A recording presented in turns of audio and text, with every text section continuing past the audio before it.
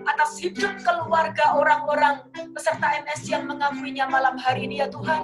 Di dalam nama Yesus Kristus Tuhan.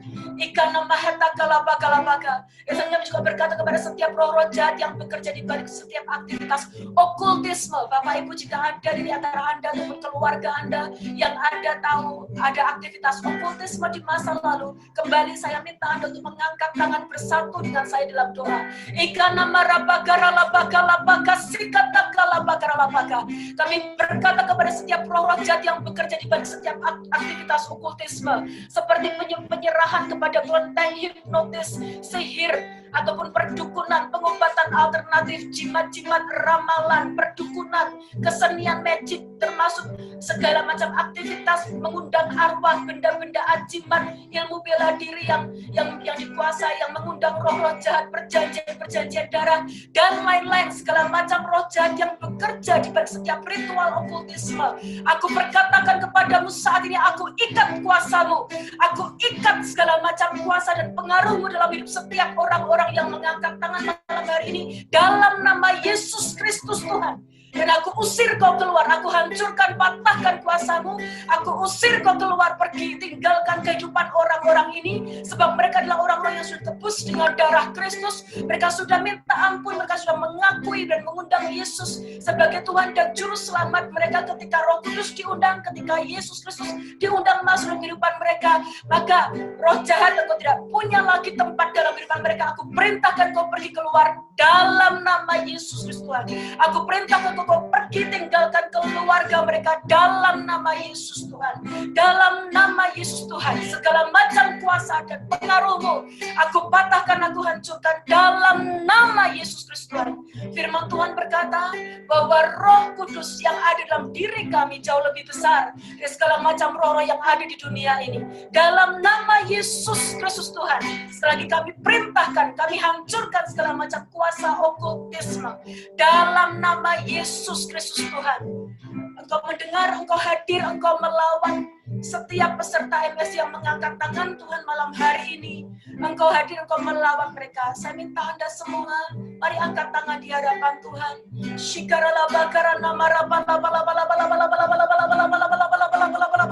Yang bisa berbahasa roh, mari berbahasa roh bersama-sama dengan saya.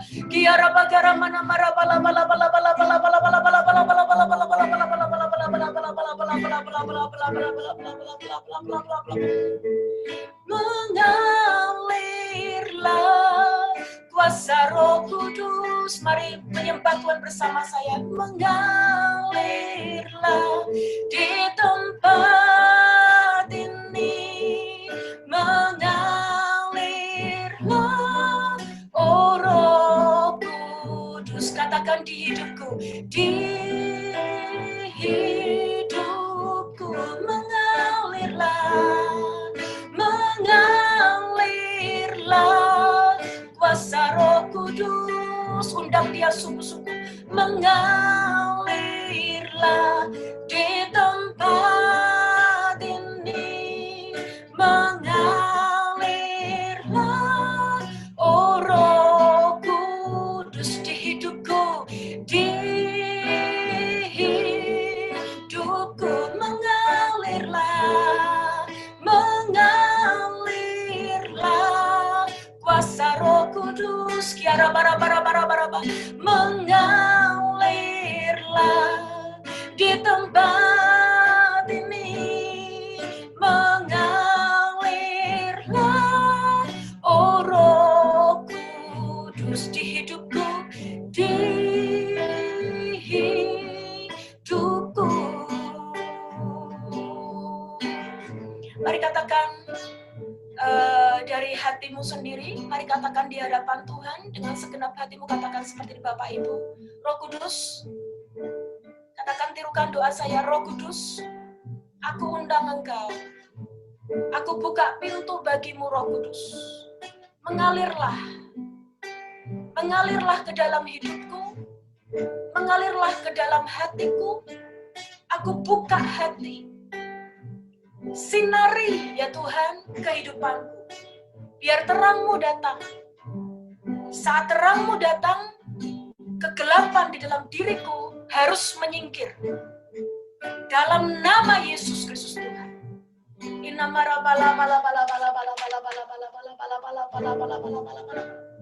Selanjutnya Bapak Ibu, jika dalam hidup Anda di masa lalu Anda pernah terlibat dalam dosa seks, perbuatan kecemaran, angkat tangan di tempat di mana Anda berada saat ini. Akui, jangan malu di hadapan Tuhan. Mari, ini waktu kita pribadi dengan Tuhan.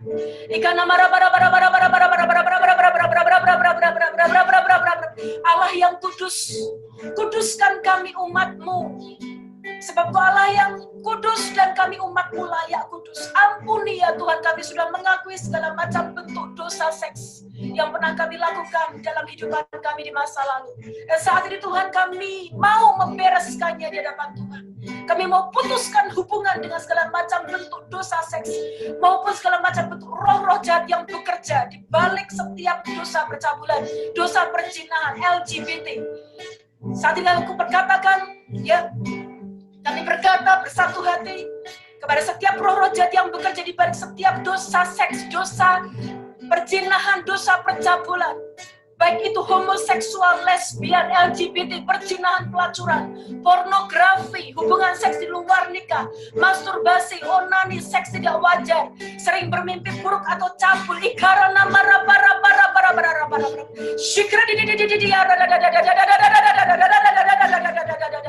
tapi patahkan, hancurkan kuasamu, segala macam roh-roh perzinahan, kami ikat kuasamu, kami patahkan, hancurkan, dan kami usir Kau keluar dalam nama Yesus Kristus Tuhan.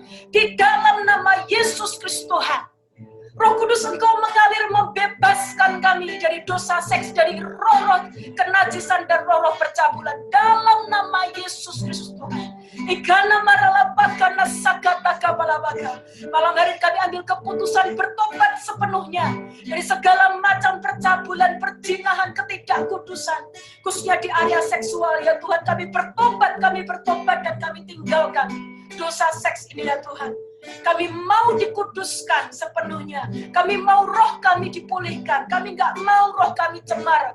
Kami minta kekudusan-Mu mengalir dari ujung rambut sampai ujung kaki. Segala dosa yang pernah kami lakukan di masa lalu kami, ya Tuhan, kami berdoa. Minta Engkau menguduskan, mengampuni, dan menyucikan di dalam nama Yesus Kristus Tuhan. Dan saat ini Tuhan, Engkau menguduskan kami kudus sepenuhnya. Kudus sepenuhnya, diampuni sepenuhnya, dibasuh sepenuhnya dari ujung rambut sampai ujung kaki. Biar kami tanggalkan sama sekali, benci sama sekali dosa yang satu ini ya Tuhan. Kami sungguh-sungguh hidup kudus, hidup benar di hadapan Tuhan.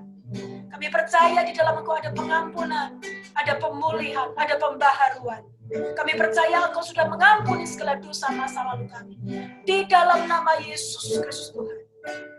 Dan kami juga berkata kepada setiap dosa, roh-roh jahat yang bekerja di balik setiap peristiwa masa lalu yang terkait dengan orang tua dan trauma. Bapak Ibu, jika ada di antara Anda yang punya masalah-masalah di masa lalu terkait dengan trauma maupun tindakan orang tua, mari angkat tanganmu di tempat di mana Engkau berada. Aku berkata kepada setiap roh-roh yang bekerja di balik setiap tindakan orang tua di masa lalu maupun trauma yang masih menguasai kehidupan kami hingga hari ini, seperti roh yang bekerja di balik segala macam tindakan pengguguran di waktu yang lalu, aborsi, pernah dikutuki oleh orang, kawin cerai atau poligami, roh yang bekerja di balik setiap kecelakaan dan kematian usia muda, penyakit turun-temurun, rasa takut yang berlebihan atau fobia, trauma di masa lalu, kecelakaan, kematian keluarga dekat yang itu menimbulkan trauma, perceraian, syok, depresi, dan sebagainya. Aku ikat kuasa-Mu saat ini. Engkau yang melihat ya Tuhan setiap kehidupan peserta MSC malam hari ini. Namamu berkata segala macam roh-roh yang bekerja di balik tindakan orang tua di masa lalu seperti yang hamba sebutkan tadi, ada trauma. Aku ikat, aku patahkan, hancurkan segala macam ikatannya, segala macam kuasanya di dalam nama Yesus Tuhan. Dan aku usir Engkau keluar dari kehidupan setiap peserta MSC ini di dalam nama Yesus Tuhan. Engkau tidak lagi punya hak untuk mengikat hidup mereka, untuk membayangi ingatan mereka, memori mereka, dan jiwa mereka, sebab mereka semua adalah umat-umat yang sudah dimerdekakan dari masa lalu, dari segala macam bentuk dosa. Mereka sudah tidak lagi hidup di bawah penghukuman, tapi hidup di dalam kemerdekaan. Sebab Kristus Anak Allah telah memerdekakan mereka. Jadi barang siapa dimerdekakan oleh Kristus, ia merdeka sepenuhnya. Dalam nama Yesus Kristus Tuhan, aku deklarasikan kemerdekaan dari masa lalu, dari tindakan-tindakan di masa lalu oleh orang tua mereka maupun trauma. Merdeka di dalam nama Yesus Tuhan, orang-orang ini dimerdekakan sepenuhnya. Iblis engkau tidak punya kuasa dan hak untuk bekerja di area memori maupun ingatan masa lalu mereka. Di dalam nama Yesus Tuhan. Turunkan tangan Bapak Ibu, dan yang terakhir saya akan berdoa untuk segala macam. Apabila Bapak Ibu hari ini mengakui bahwa ada hal-hal yang berupa kebiasaan-kebiasaan buruk, perbuatan-perbuatan daging yang selama ini mengikat kehidupan Anda terikat kepada kebiasaan-kebiasaan buruk ini, angkat tanganmu di mana Anda berada, saya akan berdoa.